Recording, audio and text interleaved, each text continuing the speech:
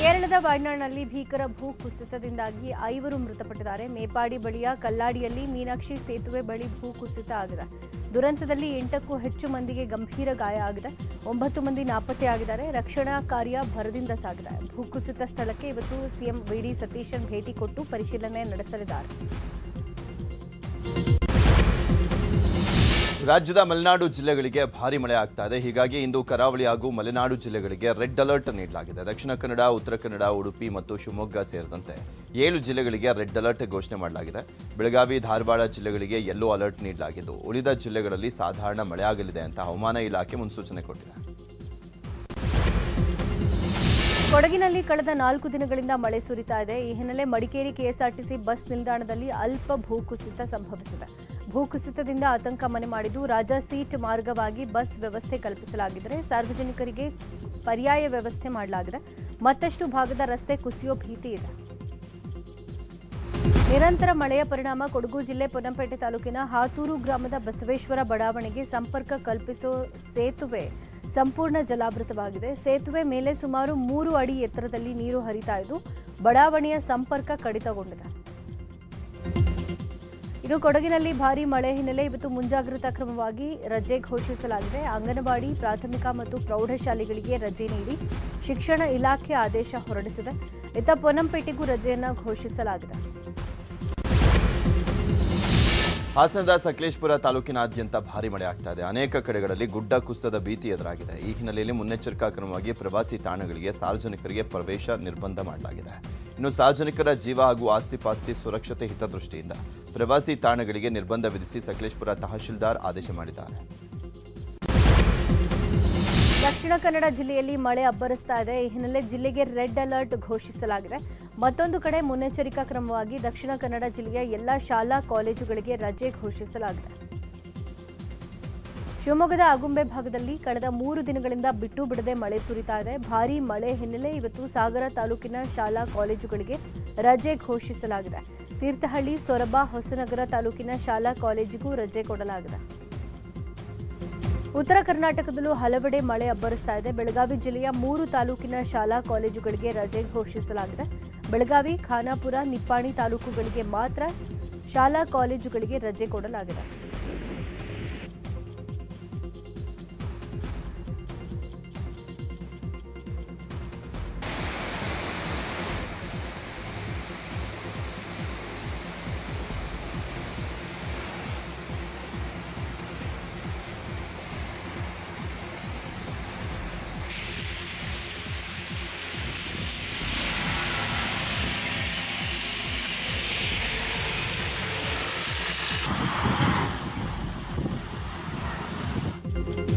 ಚಿಕ್ಕಮಗಳೂರಲ್ಲಿ ಭಾರೀ ಮಳೆ ಹಿನ್ನೆಲೆ ಇವತ್ತು ಅಂಗನವಾಡಿ, ಪ್ರಾಥಮಿಕ ಪ್ರೌಢಶಾಲೆಗಳಿಗೆ ರಜೆ ಕೊಡಲಾಗಿದೆ. ಕೊಪ್ಪ, ಕಳಸ, ಶೃಂಗೇರಿ, ಮೂಡಿಗೆರೆ, ಎನ್ಆರ್ಪುರ ತಾಲೂಕಿನ ಎಲ್ಲ ಅಂಗನವಾಡಿ, ಶಿಶುಪಾಲನಾ ಕೇಂದ್ರ, ಪ್ರಾಥಮಿಕ ಪ್ರೌಢಶಾಲೆಗಳಿಗೆ ರಜೆ ಘೋಷಣೆ ಮಾಡಲಾಗಿದೆ.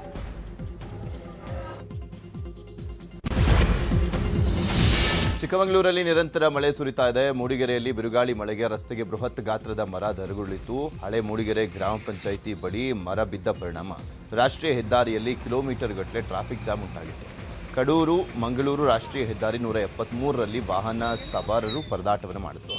ಸ್ಥಳೀಯರಿಂದ ಮರ ತೆರವು ಕಾರ್ಯಾಚರಣೆ ಮಾಡಲಾಯಿತು.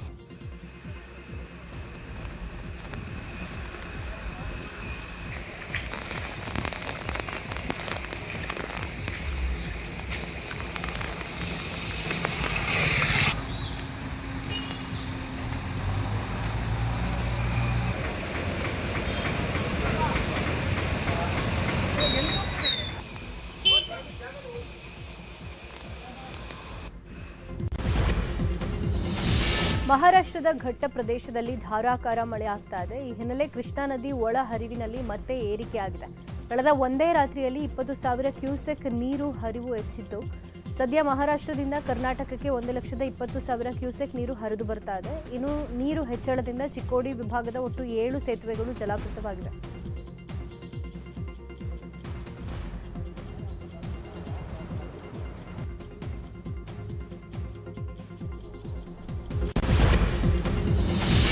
ಮಹಾರಾಷ್ಟ್ರದಲ್ಲಿ ಮಹಾಮಳೆಯಿಂದ ಕೃಷ್ಣಾ ನದಿಗೆ ಅಪಾರ ಪ್ರಮಾಣದ ನೀರು ಹರಿದು ಬರ್ತಾ ಇದೆ. ಈ ಹಿನ್ನೆಲೆಯಲ್ಲಿ ಬಾಗಲಕೋಟೆಯ ಹಿರೇಪಡಸಲಗಿ ಬಳಿಯ ಶ್ರಮಬಿಂದು ಸಾಗರ ಬ್ಯಾರೇಜ್ ತುಂಬಿ ಹರಿತಾ ಇದೆ. ಶ್ರಮಬಿಂದು ಸಾಗರ ನಿರ್ಮಾಣಕ್ಕೆ ನೇತೃತ್ವ ವಹಿಸಿದ್ದಂಥ ದಿವಂಗತ ಸಿದ್ದು ನ್ಯಾಮಗೌಡ ಅವರ ಭಾವಚಿತ್ರಕ್ಕೆ ಅಭಿಮಾನಿಗಳು ಪೂಜೆಯನ್ನು ಸಲ್ಲಿಸಿದರು. ಕೃಷ್ಣಾ ನದಿಯಲ್ಲಿನ ಬ್ಯಾರೇಜ್ಗಳು ತುಂಬಿ ಹರಿತಾ ಇರೋದ್ರಿಂದ ರೈತರು ನಿಟ್ಟುಸಿರನ್ನು ಬಿಟ್ಟಿದ್ದಾರೆ.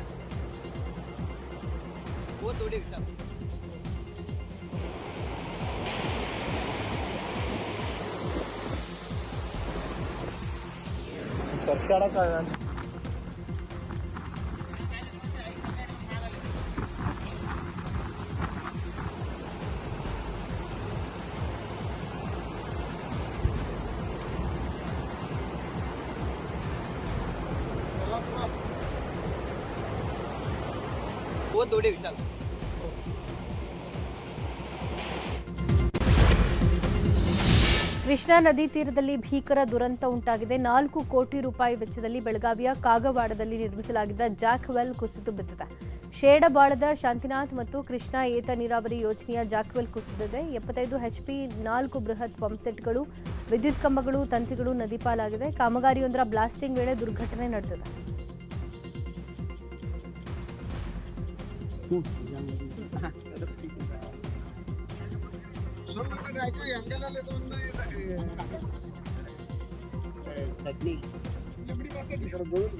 ಮಳಿ ಹೆಂಗ್ ಬೆಳಿಗ್ಗೆ ಏನಪ್ಪ ಜರ ಮ್ಯಾಗಿಂದ ಬರ್ಕೊಂಡು ಹೋಗೋ ಜರ ಜರ ಜರ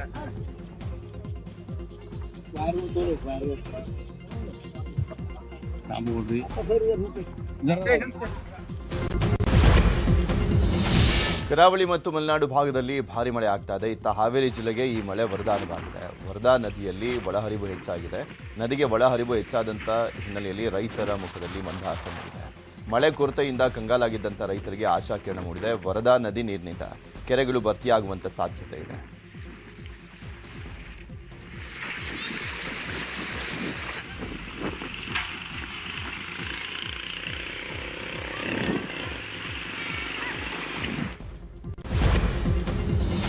ಉಡುಪಿ ಜಿಲ್ಲೆಯಲ್ಲೂ ಮಳೆ ಅಬ್ಬರ ಜೋರಾಗಿದೆ. ಕಳೆದೊಂದು ವಾರದಿಂದ ಮಳೆ ಚುರುಕು ಪಡೆದುಕೊಂಡಿದೆ. ಉಡುಪಿ ಜಿಲ್ಲೆಯ ಜೀವನಾಡಿಯಾದ ಸೌಪರ್ಣಿಕ, ಸೀತಾ, ಸ್ವರ್ಣ ಸೇರಿದಂತೆ ಪ್ರಮುಖ ನದಿಗಳು ಮೈದುಂಬಿ ಹರಿತಾ ಇವೆ. ಇನ್ನು ನದಿ ತೀರದ ಜನರು ಎಚ್ಚರದಿಂದ ಇರುವಂತೆ ಸೂಚನೆ ಕೊಡಲಾಗಿದೆ.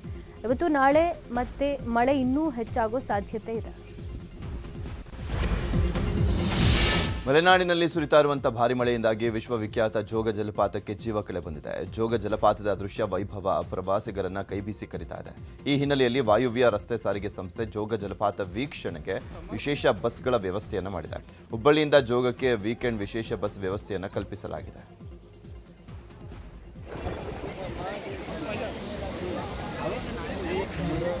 समर में नहीं आता है.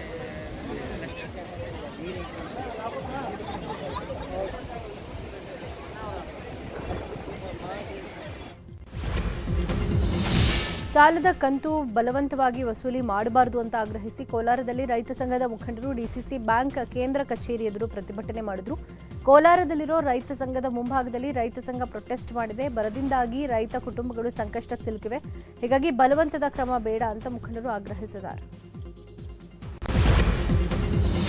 ಸಂಪುಟ ವಿಸ್ತರಣೆ ಮಾಡಿದರೆ ರಾಜ್ಯದಲ್ಲಿ 3ನೇ ಮುಖ್ಯಮಂತ್ರಿ ಬರಬಹುದು ಅಂತ ಬಿಜೆಪಿ ರಾಜ್ಯಾಧ್ಯಕ್ಷ BY ವಿಜೇಂದ್ರ ಹೊಸ ಬಾಂಬ್ ಸಿಡಿಸಿದ್ದಾರೆ. ದಾವಣಗೆರೆಯಲ್ಲಿ ಮಾತನಾಡಿದಂತ ಅವರು, ರಾಜ್ಯದಲ್ಲಿ ಕಾಂಗ್ರೆಸ್ ಅಧಿಕಾರಕ್ಕೆ ಬಂದು 3 ವರ್ಷ ಆಗಿದೆ. ಆದರೆ ಕೇವಲ 10 ಸಚಿವರ ಜೊತೆ ಸಿಎಂ ಕೆಲಸವನ್ನ ಮಾಡ್ತಾ ಇದ್ದಾರೆ. ಆಂತರಿಕ ಕಚ್ಚಾಟ ಆಗುತ್ತೆ ಅಂತ ಕ್ಯಾಬಿನೆಟ್ ವಿಸ್ತರಣೆ ಮಾಡಲಿಕ್ಕೆ ಭಯ ಶುರುವಾಗಿದೆ. ಭವಿಷ್ಯ 3ನೇ ಮುಖ್ಯಮಂತ್ರಿ ಕೂಡ ಬಂದರೂ ಆಶ್ಚರ್ಯ ಪಡಬೇಕಾಗಿಲ್ಲ ಅಂತ ಹೇಳಿದ್ದಾರೆ. ರಾಜ್ಯದಲ್ಲಿ ಕಾಂಗ್ರೆಸ್ ಸರ್ಕಾರ 3 ವರ್ಷಗಳನ್ನು ಪೂರೈಸಿದೆ. ಮುಖ್ಯಮಂತ್ರಿ ಬದಲಾವಣೆ ಆಗಿದೆ. ಮುಖ್ಯಮಂತ್ರಿಗಳು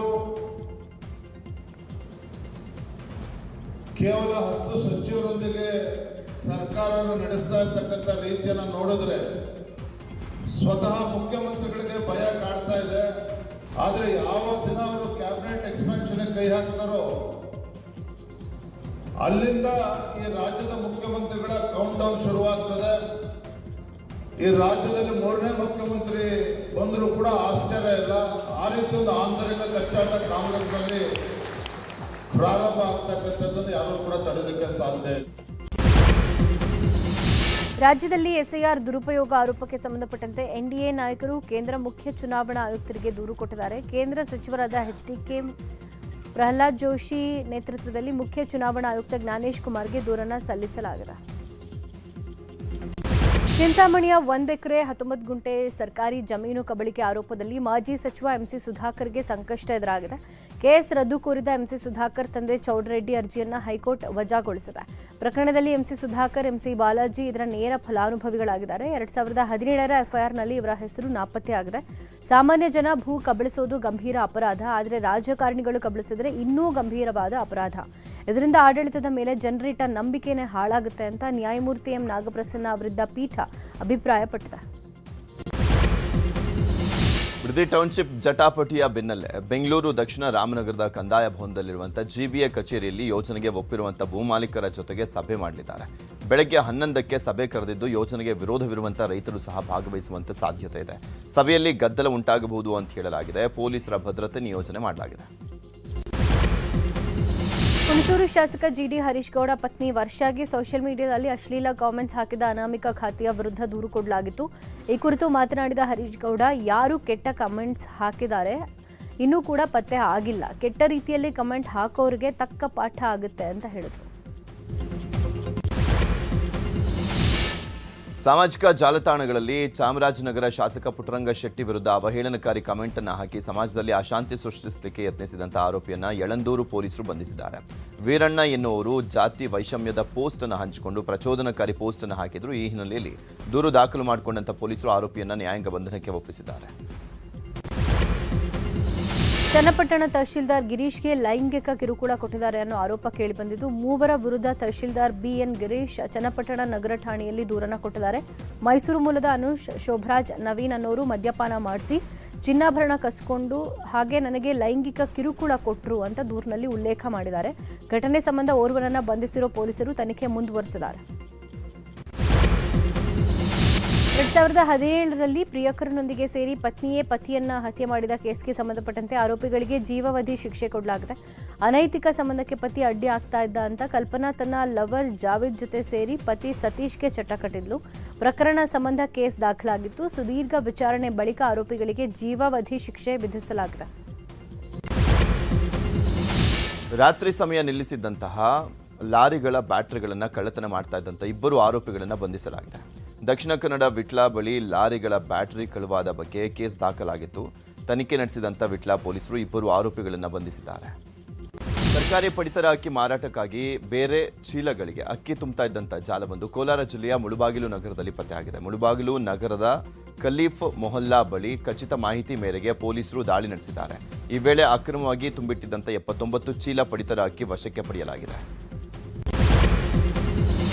ಚಾಮರಾಜನಗರದಲ್ಲಿ ವಿದ್ಯುತ್ ಕಂಬಕ್ಕೆ ಬೈಕ್ ಡಿಕ್ಕಿಯಾಗಿ ಇಂಜಿನಿಯರಿಂಗ್ ವಿದ್ಯಾರ್ಥಿ ಮೃತಪಟ್ಟಿದ್ದಾನೆ. ಗುಂಡ್ಲುಪೇಟೆ ತಾಲೂಕಿನ ಹಂಗಳ ಗ್ರಾಮದಲ್ಲಿ ಘಟನೆ ನಡೆದಿದೆ. ವಿಕಾಸ್ ಮೃತ ವಿದ್ಯಾರ್ಥಿ ಬೈಕ್ ನಿಯಂತ್ರಣ ತಪ್ಪಿ ವಿದ್ಯುತ್ ಕಂಬಕ್ಕೆ ಡಿಕ್ಕಿ ಹೊಡೆದು ಒದ್ದಾಡ್ತಾ ಇದ್ದ ವಿಕಾಸ್ನನ್ನ ಮೈಸೂರಿನ ಆಸ್ಪತ್ರೆಗೆ ದಾಖಲಿಸಲಾಗಿತ್ತು. ಆದರೆ ಚಿಕಿತ್ಸೆ ಫಲಿಸದೆ ವಿಕಾಸ್ ಕೊನೆ ಉಸಿರೆಳೆದಿದ್ದಾನೆ. ಲಾರಿ ಹಾಗೂ ಬೈಕ್ ನಡುವೆ ಭೀಕರ ಅಪಘಾತ ಸಂಭವಿಸಿ ಸವಾರರಿಬ್ಬರು ಸ್ಥಳದಲ್ಲೇ ಮೃತಪಟ್ಟಿದ್ದಾರೆ. ಬಾಗಲಕೋಟೆ ಜಿಲ್ಲೆಯ ಬೀಳಗಿ ತಾಲೂಕಿನ ಸುನಗ ಕ್ರಾಸ್ ಬಳಿ ಘಟನೆ ನಡೆದಿದೆ. 26 ವರ್ಷದ ಮಂಜುನಾಥ್ ಮೇಟಿ, 24 ವರ್ಷದ ಶ್ರೀಶೈಲ ಬಾವಿ ಮೃತ ದುರ್ದೈವಿಗಳು. ಲಾರಿ ಚಕ್ರದ ಅಡಿಯಲ್ಲಿ ಸಿಲುಕಿ ಓರ್ವ ಬೈಕ್ ಸವಾರನ ದೇಹ ನಚ್ಚುಗುಚ್ಚಾಗಿದೆ. ಲಾರಿ ಗುದ್ದಿದ ರಭಸಕ್ಕೆ ಇನ್ನೋರ್ವನ ದೇಹ ಮುಳ್ಳು ಕಂಟಿಯಲ್ಲಿ ಬಿದ್ದಿದೆ. ಘಟನಾ ಸ್ಥಳಕ್ಕೆ ಬೀಳಗಿ ಪೊಲೀಸರು ಭೇಟಿ ನೀಡಿ ಪರಿಶೀಲನೆ ಮಾಡಿದ್ದಾರೆ. ಶಿವಮೊಗ್ಗ ಜಿಲ್ಲೆ ಆಯನೂರು ಸಮೀಪದ ಚಿನ್ನ ಮನೆ ಬಸ್ ನಿಲ್ದಾಣದಲ್ಲಿ ಹಿಟ್ ಅಂಡ್ ರನ್ ಆಗಿದೆ. ರಸ್ತೆ ಬದಿಯಲ್ಲಿ ನಿಲ್ಲಿಸಿದ್ದಂಥ 2 ಬೈಕ್ಗಳಿಗೆ ಲಾರಿ ಡಿಕ್ಕಿ ಹೊಡೆದ ಪರಿಣಾಮ ಓರ್ವ ಯುವಕ ಗಂಭೀರವಾಗಿ ಗಾಯಗೊಂಡಿದ್ದಾನೆ.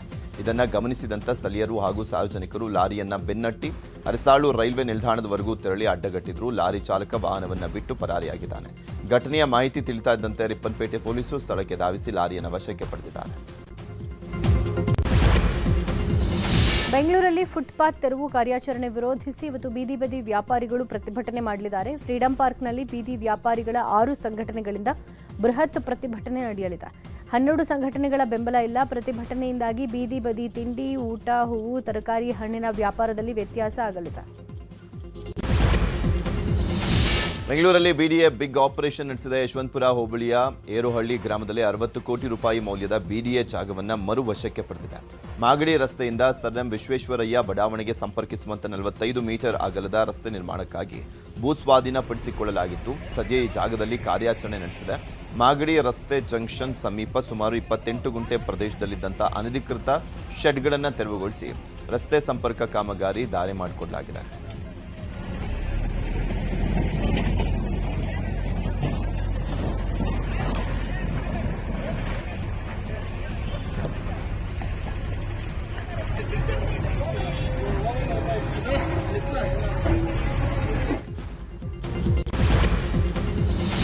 ಬೆಂಗಳೂರು ಹೋಮ್ ಬೈಯರ್ಸ್ ವಂಚನೆ ಪ್ರಕರಣ ಸಂಬಂಧ ಸಿಬಿಐನಿಂದ ಮತ್ತೆರಡು ಚಾರ್ಜ್ ಶೀಟ್ ಕೋರ್ಟ್ಗೆ ಸಲ್ಲಿಕೆ ಆಗಿದೆ. ಬಿಲ್ಡರ್ ಕಂಪನಿ ನಿರ್ದೇಶಕರು ಹಾಗೂ ಬ್ಯಾಂಕ್ ಅಧಿಕಾರಿಗಳ ವಿರುದ್ಧ ಸಿಬಿಐ ವಿಶೇಷ ಕೋರ್ಟ್ಗೆ 14ನೇ ಮತ್ತು 15ನೇ ಚಾರ್ಜ್ ಶೀಟ್ಗಳನ್ನು ಸಲ್ಲಿಸಿದೆ. ಇದುವರೆಗೆ ಸಿಬಿಐ ಹೋಮ್ ಬೈಯರ್ಸ್ ವಂಚನೆ ಕೇಸ್ ಸಂಬಂಧ 15 ಚಾರ್ಜ್ ಶೀಟ್ ಸಲ್ಲಿಸಿದೆ. ಸುಳ್ಳು ಭರವಸೆ ಕೊಟ್ಟು ಮನೆ ಖರೀದಿದಾರರು ಹಾಗೂ ಹೂಡಿಕೆದಾರರಿಗೆ ವಂಚನೆ ಮೂಲಕ ಅಕ್ರಮ ಆರ್ಥಿಕ ಲಾಭ ಪಡೆದಿರುವುದು ತನಿಖೆಯಲ್ಲಿ ಬಹಿರಂಗವಾಗಿದೆ.